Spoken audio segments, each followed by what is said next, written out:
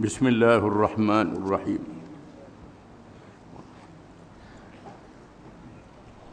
Wajib beriman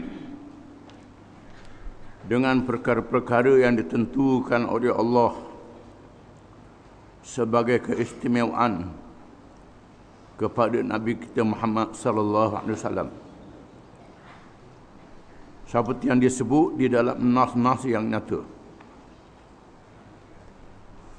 Di antaranya ada perkara yang istimewa yang diberi kepada Nabi Muhammad sallallahu alaihi wasallam. Perkara-perkara ini disebut di dalam Al-Quranul Karim dan dikuatkan oleh hadis-hadis Rasulullah sallallahu alaihi wasallam yang sahih lagi mutawatir, maka tidak boleh dinafikan. Sekiranya menafikan atau menolaknya, nescaya keluar daripada agama Islam. Tidak beriman kepada Allah, kepada kerasulannya, dan kepada rasul-rasul yang lain. Ini perkara yang sangat besar, termasuk di dalam perkara beriman kepada Rasul dan kepada Allah sendiri dan kitabnya. Yang pertama, risalahnya yang umum adalah menjadi suatu hikmah yang besar bahawa Allah Subhanahu wa taala mentaklif, yakni menugaskan tanggungjawab, dan mentashri', meletakkan hukum syariat untuk manusia menurut perkembangan kesediaan dan kematangan mereka dari segi pemikiran, ilmu dan kemasyarakatan. Begitu juga menurut keadaan masalah yang dihadapi oleh mereka dalam segala bidangnya, sama ada perkara yang berkait dengan diri manusia, roh, jasad, politik, ekonomi dan lain-lain. Maka kerasulannya merangkumi perkara itu. Oleh itu Allah mengutuskan Rasul kepada setiap umat bagi mengislahkan, bagi membaiki keadaan mereka dengan menyampaikan syariat yang paling munasabah, hukum hakam yang paling adil, yang paling sesuai. Sebelum daripada Rasulullah sallallahu alaihi wasallam, risalah yang dibawa oleh para rasul alaihi wassalatu wassalam khusus kepada umat yang tertentu dan di sekitar masa dan tempat yang tertentu. Rasul yang dilantik itu khusus kepada kaum yang tertentu dan masa yang tertentu. Kadang-kadang dalam satu masa ada banyak rasul, bukan satu rasul. Seperti Nabi Ibrahim dan Nabi Lut, itu satu masa. Ibrahim diutuskan menjadi rasul di Babil, kemudian berhijrah ke Palestin. Kemudian Allah mengutuskan anak saudara Ibrahim, Lut, jadi rasul, pergi ke Sadum dalam masa yang sama. Dan kadang-kadang satu negeri dilantik dua rasul, seperti disebut kisah Nabi Musa alaihi salam bersama Nabi Harun alaihi salam. Satu masa dua rasul bagi satu negeri dan satu umat. Dan kadang-kadang tiga rasul. Wadrib lahum mathalan ashabal qaryati id ja'ahal mursalun id arsalna ilaihim ithnaini fakadzabuhuma fa'azzazna bithalithin faqalu inna ilaikum mursalun. Surah Yasin. Yang mengisahkan Allah mengutuskan dua rasul kepada sebuah negeri di utara Syria, negeri Antakya, sempadan dengan Turki. Kemudian Rasul tidak bohongi. Lalu Allah mengutuskan Rasul yang ketiga untuk menguatkannya. Diutuskan tiga Rasul bagi satu negeri. Ada satu Rasul bagi satu negeri. Kadang-kadang Rasul-Rasul dalam satu masa dilantik oleh Allah Ta'ala. Manakala Rasulullah SAW diwahyukan menjadi Rasul, Allah Maha mengetahui tentang perkembangan manusia di dunia akhir zaman ini. dari segi perkembangan masyarakat dan peningkatan ilmu mereka dalam mentarbiyah bumi yang memberi kesan kepada kehidupan manusia seluruhnya, maka Rasulullah SAW dipilih menjadi Rasul untuk seluruh manusia dan jin. Juga menasahkan kesemua risalah yang dahulu daripadanya, maka wajiblah semua manusia mengikut Nabi Muhammad sallallahu alaihi wasallam. Allah Ta'ala jadikan dunia akhir zaman, padahal tak berlaku lagi ketika dilahirkan, diperanukkan Nabi sallallahu alaihi wasallam. Tetapi selepas itu, di akhir zaman, Allah menjanjikan sebelum berlakunya kiamat, dilantik seorang Rasul, Rasul akhir zaman. Dan kita melihat bagaimana akhir zaman ini Allah Ta'ala memberi sedikit ilmu kepada manusia. Wa ma utitum minal ilmi illa qalila. Dan tidak diberi kepada kamu daripada ilmu malaikat sedikit. Sikit ilmu. Dengan sedikit ilmu itu manusia boleh mencipta. Boleh mereka berbagai-bagai alat kemudahan. Sama ada kemudahan untuk musafir, untuk bergerak ke negeri-negeri yang jauh dengan hubungan yang cepat. Dalam masa beberapa jam boleh sampai. Satu hari boleh sampai ke hujung dunia. Boleh sampai. Zaman dulu nak pergi ke sesuatu negeri ada yang bukan hari, tahun baru sampai. Berapa tahun? Jauhnya perjalanan zaman dulu. Tapi sekarang dengan alat yang Tuhan beri, manusia boleh bergerak dalam masa yang cepat, boleh pergi ke seluruh dunia, dan mereka juga boleh mendapat berita dengan cepat melalui alat-alat perhubungan yang ada di akhir zaman ini. Maka manusia sudah bermasyarakat dengan cara antarabangsa, bukan satu bangsa lagi. Maka benarlah firman Allah Ta'ala, Ya ayuhan nas, inna khalaqnakum min dzakarin wa untha, waj'alnakum syu'uban wa qabaila lita'arafu. Wahai manusia, sesungguhnya kami telah menjadikan kamu daripada seorang lelaki, iaitulah Adam, dan seorang perempuan, iaitulah Hawa. Kami jadikan kamu berbangsa-bangsa, berbagai-bagai bangsa. Bangsa Arab, bangsa Yahudi, bangsa Eropah, bangsa Afrika, dan bangsa di Asia ini. Dan berbagai-bagai kaum dan kabilah, suku kaum. Lita'arafu, supaya kamu berkenal mengenal di antara satu sama lain. Dengan makna berhubung di antara satu sama lain. Tuhan jadikan manusia itu perlu bergaul dengan keistimewaan negeri masing-masing dan kebolehan masing-masing yang bertukar di antara satu sama lain.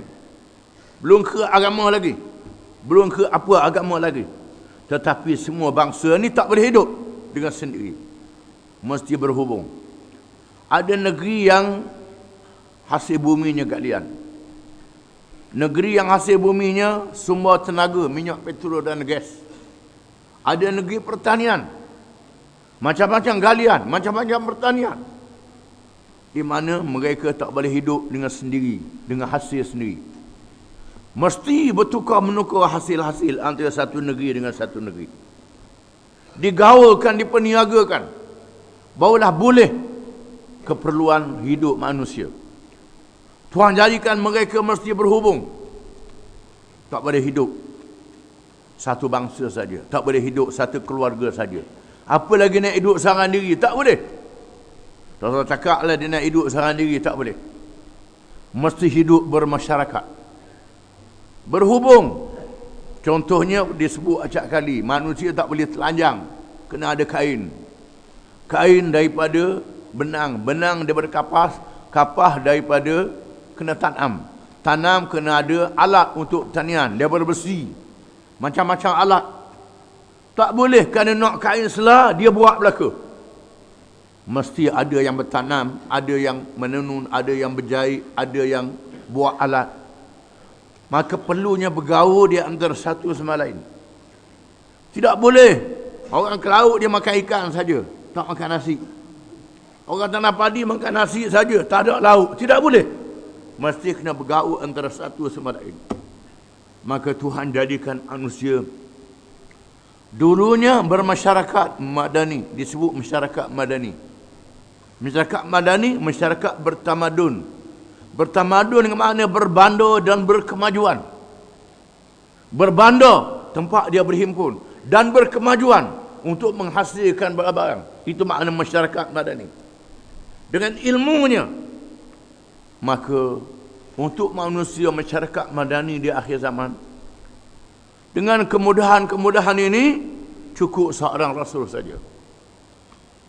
Maka Allah utuskan Nabi Muhammad sallallahu alaihi wasallam menjadi Rasul akhir zaman untuk ditutup kerasulan itu. Tidak ada lagi Rasul selepas daripadanya. Dan Allah Ta'ala beri mukjizat ilmu yang kita baca beberapa minggu, iaitu Al-Quranul Karim. Petunjuk Al-Quranul Karim tak boleh lawan. Tak boleh lawan petunjuk Quran. Ini mukjizat. Contohnya hukum jenayah. Nak mengatasi masalah jenayah, masalah mencuri, masalah merampok, masalah menyamun, masalah menipu, bergaduh, tidak boleh malaikat dengan hukum Allah. Tuhan kata, ya ayyuhalladzina amanu kutiba alaikumul qisas, diwajibkan ke atas kamu hukum qisas terhadap penjenayah. Walakum bil qisas hayatun ya ulil albab, dan bagi kamu dalam hukum qisas itu membawa hidup, wahai orang yang ada fikiran. Tuhan kata, pindah hukum lain, buat hukum sendiri, reka sendiri, tak jadi apa. Banyak jenayah, banyak kemalangan. Hukum halal dan haram. Yang haram mendatangkan penyakit, degil juga. Pakar hak haram, buat hak haram, makan ke darah hak haram, mendatangkan berbagai-bagai penyakit. Ini mukjizat yang diberi bernabi akhir zaman Muhammad sallallahu alaihi wasallam. Maka wajib manusia beriman dengan Muhammad sallallahu alaihi wasallam, termasuk pengikut rasul-rasul zaman dahulu. Orang Yahudi yang berpegang dengan Taurah, kata mereka, padahal mereka sudah menyeleweng pada Taurah. Orang Kristian, pengikut Nabi Isa, kata mereka berpegang dengan Injil, Bible, padahal sudah ubah Injil itu. Tak ikut lagi Injil yang asal, sudah diubah sehingga jadi beratus-ratus Injil. Bila Raja Rom masuk Islam, Raja mengadakan mesyuarat padri-padri seluruh dunia. Daripada ratus-ratus Injil ni, diambil orang yang sesuai dengan dia 4 Injil saja. Injil Matthew, Injil Luke, Injil Markus, Injil Yohana. Injil John, Yohana. 4 Injil saja, yang lain diharamkan. 4 Injil ni semua mengarut, sudah menyeleweng. Maka semua pengikut rasul-rasul yang masih ada, termasuk Yahudi yang mendakwa ikut Nabi Musa, termasuk Kristian yang mendakwa ikut Nabi Isa, wajib kena ikut Nabi Muhammad sallallahu alaihi wasallam. Dan Allah Ta'ala jadikan beberapa hukum yang ada dalam Quran sama dengan hukum yang ada dalam Taurah, sama dengan hukum yang ada dalam Injil, tak diubah.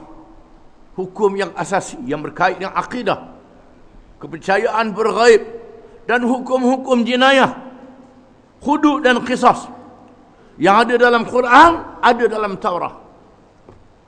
Wajib diamalkan oleh orang Kristian dalam Injil dan Taurah, dua-dua sekali, menandakan kerasulan Nabi Muhammad SAW yang ada hubung kait dengan rasul-rasul yang dahulu daripadanya yang diutus oleh Allah. Dan Allah menyebut dalam Quran wa idh akhadna mitsaqan nabiyyin lama ataitukum min kitabin wa hikmah thumma ja'akum rasulun musaddiqun lima ma'akum la tu'minunna bihi wa la tansurunnah. Dan ingatlah Tuhan kata, apabila kami telah berkata kepada tiap-tiap nabi yang kami lantik, supaya berkata kepada pengikut-pengikut masing-masing, wahai pengikut-pengikut dan sahabat-sahabatku, akan tiba satu zaman Allah lantik seorang rasul, iaitu rasul akhir zaman. Sekiranya kamu panjang umur sempat dengan rasul ini, kamu mengaku berjanji untuk beriman kepadanya dan menolong berjuang bersama dengannya.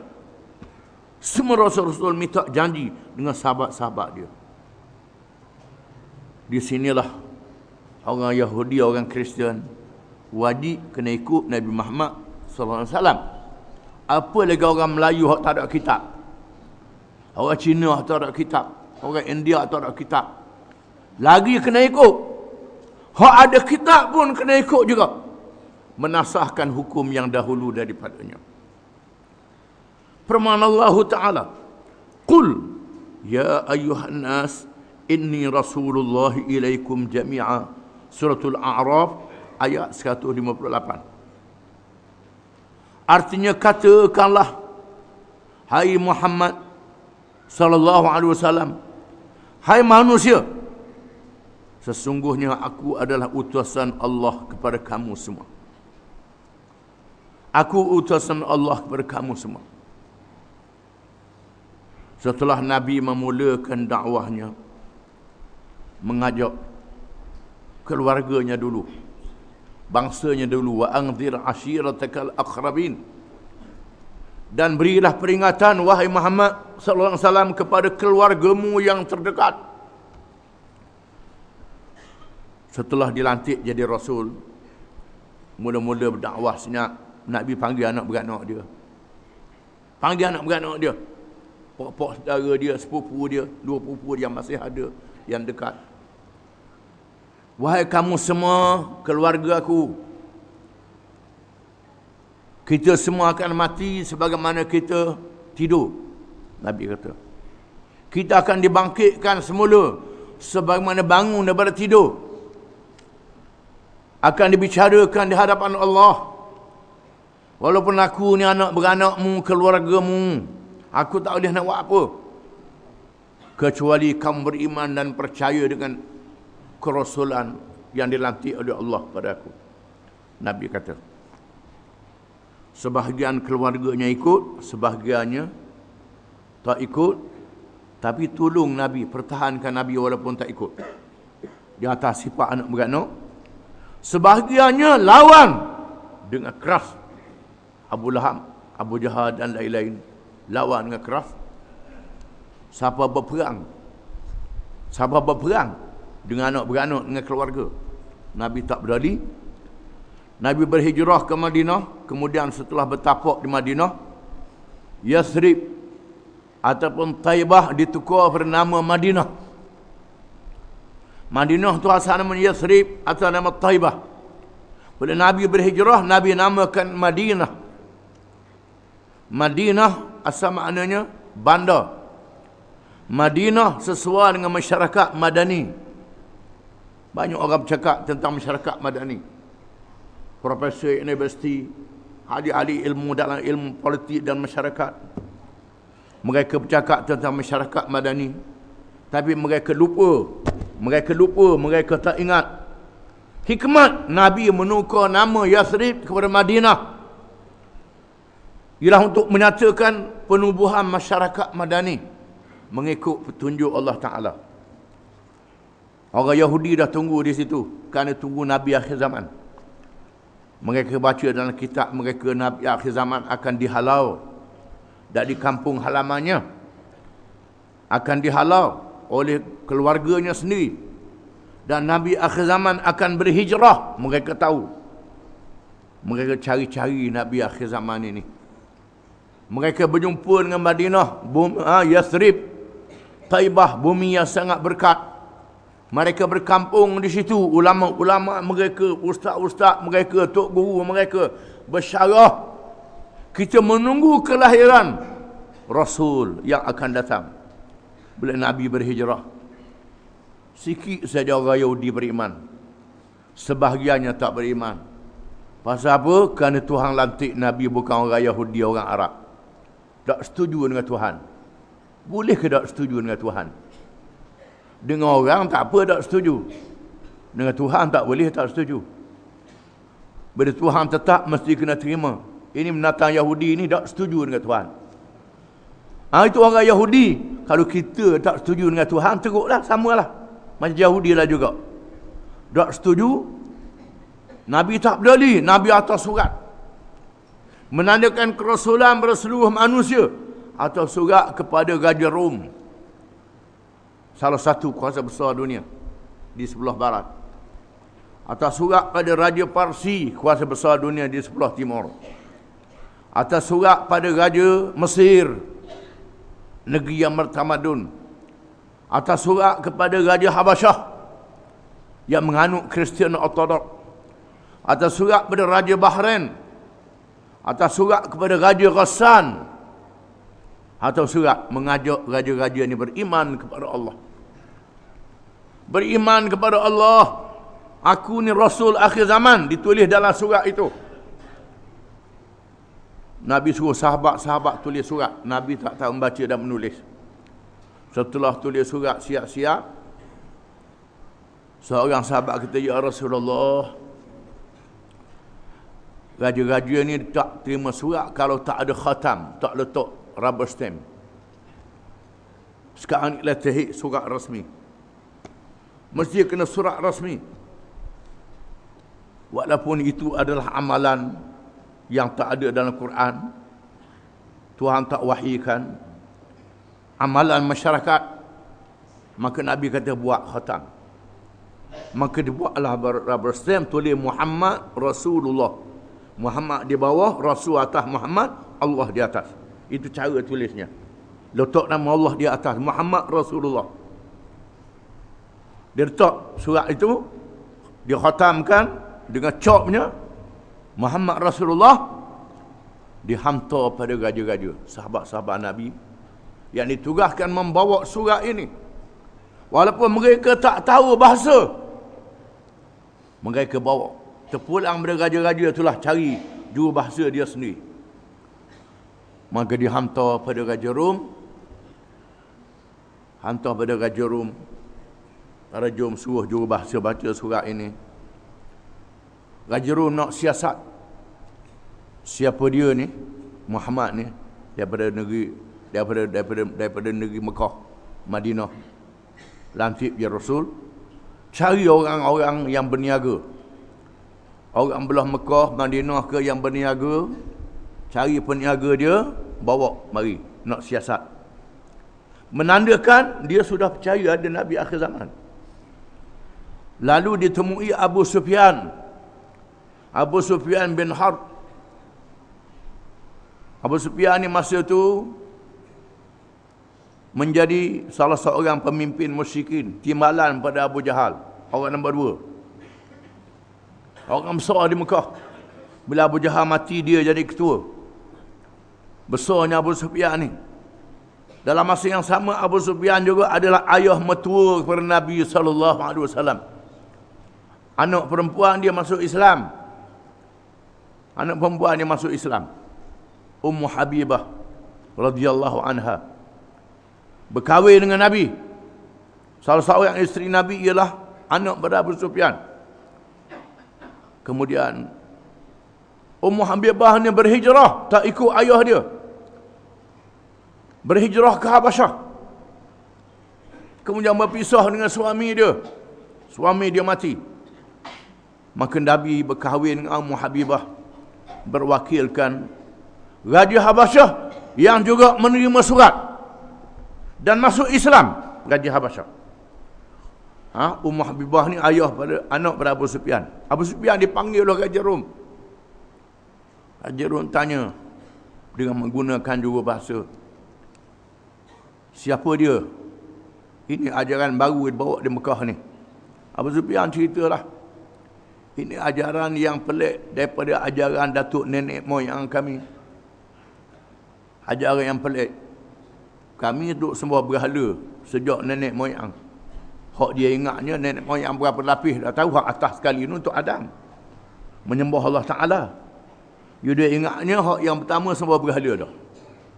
Macam duk ajar di sekolah lah, kononnya zaman batu. Manusia duk puja batu. Ini semua sejarah berhala belaka ni. Duk ajar dia sekolah-sekolah. Sampai hari ni masih diajar manusia bermula dengan zaman batu. Bukan Nabi Adam AS. Ini semua mengarut.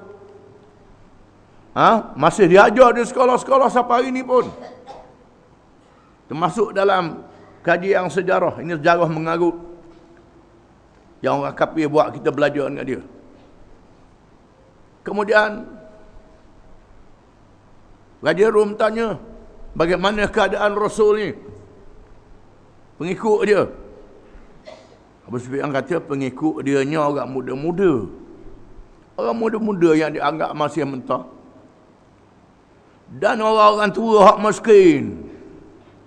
Hak miskin, hak bangsa, hak dok-dok. Hak jadi pekerja, jadi khadam. Orang kaya dak ramai seorang dua je ikut dia. Kebanyakan orang besar yang berpengaruh tak ikut dia.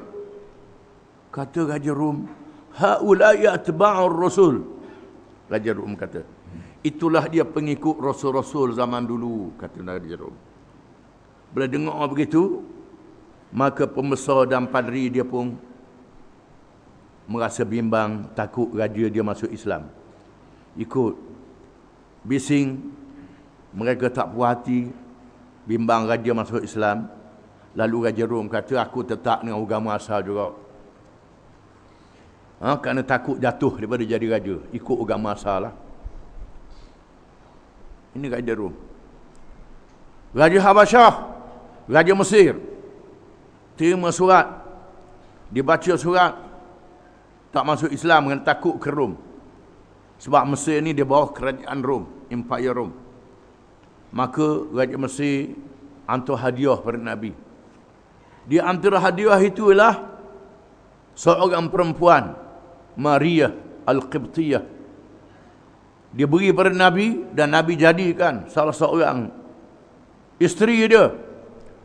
Dan boleh anak. Dan Nabi berwasiat. Kata Nabi, ingat, bila kamu ke Mesir, jaga baik Mesir ni, kata Nabi.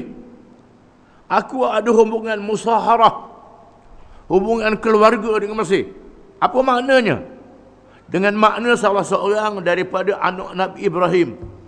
Dilahirkan daripada Maria, asal Mesir. Bermakna Mesir ini hubungan musaharah dengan aku. Nak kata berapa buku, berapa ribu pupu. Kuatnya hubungan. Kemudian salah seorang isteri Ibrahim, Hajar, daripada Mesir juga. Hajarnya ibu pada Ismail. Ibu pada Ismail. Nabi kata, bila mu pergi ke Mesir, jaga baik rakyat dia. Mereka ni ada hubungan keluarga dengan aku, kata Nabi. Orang Mesir ni. Nak kata berapa ribu tahun. Sampai begitu sekali hubungan silaturahim. Kita dak-dang 1000 pupu, sepupu balah dah. Ini kok makna ni. Ini Nabi ajar begitu. Hebatnya hubungannya. Dan Raja Mesir tak masuk Islam, tapi layan dengan baik. Raja Habasyah baca surat, terserempak dengan utusan yang dihantar oleh Quraisy, iaitulah Suhail bin Amr dan Amr bin As. Bawa hadiah daripada China, daripada India, daripada macam-macam. Rum bawa dari Habasyah nak bagi rasuah dengan hadiah kononnya, supaya Raja Habasyah menghalau orang Islam yang berhijrah. Raja Habasyah kata, tak boleh, aku kena siasat dulu, panggil orang Islam yang berhijrah. Ketuanya Ja'far. Lalu Ja'far pun bersarah berkenaan dengan Islam. Lalu Raja Habasyah suruh baca mana-mana ayat yang diwahyukan kepada Rasul itu, kerana Rasul ada wahyu daripada Allah. Lalu Ja'far baca Quran. Maka Raja Habasyah dan pembesar-pembesar padri-padrinya menangis bila dengar Quran dan memegang tongkat yang ada di tangannya. Ini jelas dan nyata macam tongkat yang ada di hadapan aku. Aku nampak ini jelas. Lalu Raja Habasyah masuk Islam dan menghalau dua orang duta khas, Suhail bin Amr dan Amr bin As, balik dengan hadiah-hadiahnya sekali dibawa pulang balik. Siapa tengah jalan, Amr bin As lari pergi ke Madinah masuk Islam. Suhail bin Amr balik ke Mekah. Raja Habasyah masuk Islam. Dan nak mati tak sempat berjumpa dengan Nabi. Mati dulu. Dia mati Raja Habasyah ni. Pada masa dia masuk Islam, beberapa padri dan pembesar memberontak akad senjata. Dia tak peduli. Dia tetap dengan Islam. Bukan macam Raja Rom. Raja Rom takut. Raja Rom takut jatuh daripada jadi raja. Maka tak jadi masuk Islam. Raja Habasyah masuk Islam. Tetap masuk Islam. Tak berganjak. Dan berlaku pemberontakan yang besar. Lalu dia suruh Ja'far dan orang-orang Islam yang duduk di Habasyah berundur ke laut, takut dia kalah. Tak apalah, kalah menang, dia tetap dengan Islam. Kalau dia kalah, selamat, tak apa, duduk di laut. Dengar dulu berita. Kalau menang, naik darat semula. Dan orang Islam mendoakan kemenangan. Raja Habasyah mencapai kemenangan. Dan Habasyah negeri yang awal masuk Islam. Dengan surat Nabi SAW, Raja Habasyah masuk Islam. Raja Oman, Masqat dan Oman, Raja Bahrain, masuk Islam juga. Masuk Islam. Ini negeri yang awal masuk Islam. Oman dengan Bahrain masuk Islam. Penduduk Yaman, ketua kabilah dia, masuk Islam. Awal juga. Raja Ghassan bunuh utusan Nabi. Bunuh utusan. Sedangkan mengikut undang-undang antarabangsa sejak zaman dulu. Ada antarabangsa dan hari ini jadi undang-undang antarabangsa. Utusan daripada mana-mana negara tak boleh dibunuh. Macam duta-duta negara asing tak boleh dibunuh.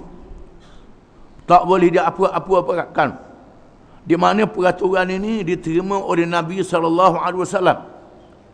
Nabi tak bunuh utusan walau jahat macam mana sekalipun. Maka apa yang Nabi buat ni diterima jadi undang-undang antarabangsa. Di sinilah kedutaan asing yang duduk di negeri kita. Kawasan dia tak boleh diganggu. Bagi bom kedutaan puak-puak Al-Qaeda ni nama ni. Ini tak ngaji agama. Puak tak ngaji agama. Berjihad tak ngaji agama. Jadi punuh. Tinggi doa semangat tak ngaji agama, tak ngaji hukum. Jadi celaru punuh gano habis. Semayang kena ada fiqh. Puasa kena ada fiqh. Haji ada fiqh. Berjihad kena ada fiqh juga. Kalau semayang tak fiqh, rokok tak ada tamak ni noh. Semayang tak ada niat. Tak baca Fatihah, rokok dah. Jadi macam-macam. Itulah juga berjihad ni. Kalau tak mengaji dia, langgar hukum-hukum dia. Ada hukum dia. Maka hukumnya ialah antaranya menghormati duta-duta yang datang. Raja Ghassan bunuh duta yang bawa surat Nabi. Dan Nabi atau tentera menyerang negeri Ghassan. Raja Habasyah, Raja Parsi siap surat Nabi, koyok surat Nabi. Dan menghina utusan Nabi, menengkeng utusan Nabi, koyok surat, siap. Nabi kata kerajaan dia akan dikoyokkan. Kerajaan dia akan dikoyokkan, kata Nabi. Memang kerajaan dia akan dikoyok rabuk. Disebut dalam hadis tentang Habasyah. Utruku turuka ma tarakukum wad'ul habasya ma wad'ukum. Nabi kata, jangan serang orang Turki selagi mereka meninggalkan kamu, dan jangan serang orang Habasyah selagi mereka membiarkan kamu, kata Nabi. Ada hadis menunjukkan negeri-negeri ini yang menerima Islam dengan mudah, sama ada zaman Nabi atau zaman kemudian daripadanya. Nabi sebut Al-imanu yaman wal hikmatu yamaniyah, kata Nabi. Iman tu Yaman dan kebijaksanaan tu Yaman, kata Nabi. Kerana mereka mudah masuk Islam. Parsi, Rom diserang. Setelah mereka tak terima, pendakwah mereka tolak, maka apa tentera untuk melindungi pendakwah-pendakwah ini. Menunjukkan orang Islam jadi kuasa besar. Kalau orang kacau utusan Islam, maka dia serang negeri itu. Hari ini Amerika jadi kuasa besar. Orang Islam tak berok. Orang Islam tak jadi kuasa besar lagi. Sudah jadi hina. Ini kerana tak ikut Islam. Wajib kena sampaikan syariat Nabi kepada seluruh manusia. Firman Allah Ta'ala, وَمَا أَرْسَلْنَاكَ إِلَّا كَافَةً لِلنَّاسِ بَشِيرًا وَنَذِيرًا وَلَكِنَّ أَكْثَرَ النَّاسِ لَا يَعْلَمُونَ. Surah Sabah ayat 28. Artinya, dan kami tidak mengutuskan kamu melainkan kepada umat manusia seluruhnya sebagai pembawa berita gembira dan sebagai pemberi peringatan, tetapi kebanyakan mereka tidak mengetahui. Ayat ini menegaskan kerasulan Nabi Muhammad SAW kepada seluruh manusia. Firman Allah Ta'ala, wa idh sarafna ilaika nafaran minal jin yastami'una al-Qur'an falamma hadaruhu qalu ansitu falamma khudya wallaw ila qaumihim munzirin. Suratul Ahqaf ayat 28. Artinya, dan ingatlah kami ketika kami hadapkan serombongan jin kepadamu yang mendengar Al-Quran, dan tatkala mereka menghadiri pembacaannya, lalu mereka berkata, diamlah kamu. Maka manakala diselesaikan bacaannya, mereka kembali kepada kaum mereka untuk memberi peringatan. Ayat ini mengesahkan rombongan jin yang terserempak dengan Nabi SAW dan sahabatnya. Satu riwayat kata Nabi balik daripada Ukaz. Ukaz ni yang tempat orang Arab berpesta tiap-tiap tahun. Kabilah berjumpa di situ, bersyair, bersajak dan macam-macam, berniaga. Nabi ambil peluang berdakwah. Orang tak terima, tak apalah. Dalam perjalanannya, Nabi semayang dengan sahabat dia. Lalu rombongan jin dengar Nabi baca Quran. Rombongan jin yang diberitahu oleh pemimpin mereka berlaku satu perkara besar. Kerana mereka tidak boleh lagi mencuri rahsia-rahsia langit. Tak dapat maklumat. Bila nak naik ke langit, direjam dengan serpihan-serpihan bintang. Hak nampak la tu, jalan tu, itu serpihan bintang. Tuhan kata rujuman lisyayatin, untuk menyerang syaitan-syaitan yang nak mencuri rahsia langit. Orang Melayu kata alia botol, binatang pun botol tak tahu. Tu Melayu. Kalau kata tengok tu kena ludah, dia kata. Kena takut ke botol. Botol buniang lah tu mengarut belaka. Tuhan kata jin tak tahu nak cari rahsia langit. Mereka pergi ke utara, ke selatan, ke timur, bertemu dengan Nabi, semayang baca Quran. Lalu mereka beriman kepadanya. Menunjukkan bahawa Nabi Muhammad SAW dilantik menjadi Rasul kepada jin, bukan saja kepada manusia. Dan jin masuk Islam mengikut masyarakat setempat. Jin tempat orang Arab dengan bahasa Arab, dengan mazhab Hanafi, Syafi'i, Hambali dan sebagainya. Jin di alam Melayu ni mereka ikut mazhab Syafi'i. Mereka mengaji bersama dengan manusia untuk mendengar hukum-hukum Allah. Mereka belajar juga. Dan mereka bermasyarakat, mengaji, mendengar ilmu Quran dalam majlis manusia dan dalam majlis mereka sendiri. Tuhan jadikan begitu. Nabi Muhammad diutus menjadi Rasul kepada manusia dan jin. Quran menegaskan. Sabda Rasulullah SAW di antaranya ialah wa ursiltu ilal khalqi kafah, dan diutuskan aku kepada makhluk seluruhnya, manusia dan jin. Disebut dalam hadis-hadisnya panjang, atitu qamsan lam yu'tahun ahadun qabli. Allah beri pada aku 5 perkara tak dia beri kepada Rasul sebelum daripada aku, Nabi kata. Dia beri kepada aku, yang pertama, dia beri kepada aku, umat-umat lain kalau nak semayang, kena semayang di rumah ibadat. Umat aku, jadikan bumi adalah masjid. Di mana saja tempat umat aku berada, tiba waktu semayang, boleh semayang atas tanah. Tanah suci, kata Nabi.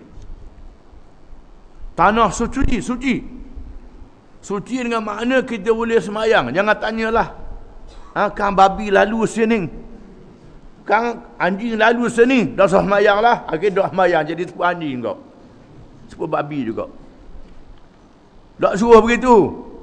Babi lalu datang apa atas tanah, bila turun bujang jadi bersih. Hak takut najis, tanah najis ni, itu mengarut syaitan, jadi tak semayang akhirnya. Nabi kata semayang di mana saja bumi tempat kamu berpijak, tiba waktu semayang, semayanglah di situ. Yang makna di mana saja kamu berada, semayanglah di situ, termasuk atas kapal terbang. Ada pula orang berketua tak boleh atas kapal terbang sebab ada jejak tanah. Satu hal pula, Nabi semayang atas huta. Dalam satu musafir dia, tak boleh berdiri, tak boleh apa, semayang pakai duduk je. Semayang jemaah pula tu. Ketika turun hujan, berlaku banjir, Nabi semayang atas huta. Rokok nak sudut isyarat. Begitulah kita duduk atas kapal terbang. Semayang ikut selesa kita. Semayang ikut selesa kita atas kapal terbang. Jangan semayang sebuah atas masjid juga. Semayang. Setengah tu, pergi umrah cak kali. Ada balik masuk waktu semayang, tak semayang. Umrah sunat, semayang wajib. Datang apa ni? Sebab nak semayang tak boleh atas kursi. Ini kerana tak erti, tak belajar. Tinggal wajib buat sunat. Pergi buat umrah, balik-balik dah semayang. Masuk waktu subuh, kata tak semayang. Pakai tak semayang tu. Pakai jamak lima sekaligus. Ada jamak 5 sekaligus. Jamak 2-2 je. Ini kerana dia tak erti. Semayang atas kapal terbang, atas kapal semayang. Dah kiblat, ikut mana-mana. Mana-mana ada, kemudahan ada lah mana-mana. Tuhan jadikan kiblat lah. Kalau kita tak boleh nak paling, nak pusing mana. Boleh arah kiblat, boleh. Tak boleh, semayang. Duduk atas perahu. Semayang. Mula-mula ada kiblat. Selalu harusnya pusing yang latari naik. Semayang lah. Jangan tahu lah ayah tu lah ikut. Ada apa? Ini cara semayang yang Nabi ajar. Jangan guna hukum akal. Kita kena faham. Semayang ikut selesa kita. Bumi adalah tempat suci. Tak ada air, boleh guna untuk tayamum. Batu boleh untuk istinja. Boleh guna bersih daripada najis. Tuhan jadikan tanah boleh bersih daripada najis. Ini pada umat aku. Dan Nabi kata, dihalalkan kepada aku harta rampasan perang. Harta rampasan perang dihalalkan kepada Nabi. Dan berumat diharamkan kepada umat dan Nabi-Nabi zaman dahulu. Itu istimewa daripada Nabi. Dan diberi kepada aku musuh rasa gerun dan takut. Sebulan perjalanan, musuh dah rasa gerun pada Nabi dan sahabat-sahabat dia. Ini diberi pada Nabi. Dan dia beri kepada aku syafaat pada hari kiamat. Itu yang keempat. Dan dilantik menjadi Rasul pada seluruh manusia yang kelima. Berbeza dengan Nabi-Nabi zaman dulu. Itu keistimewaan yang Tuhan beri kepada Nabi kita Muhammad sallallahu alaihi wasallam. Wallahu a'lam.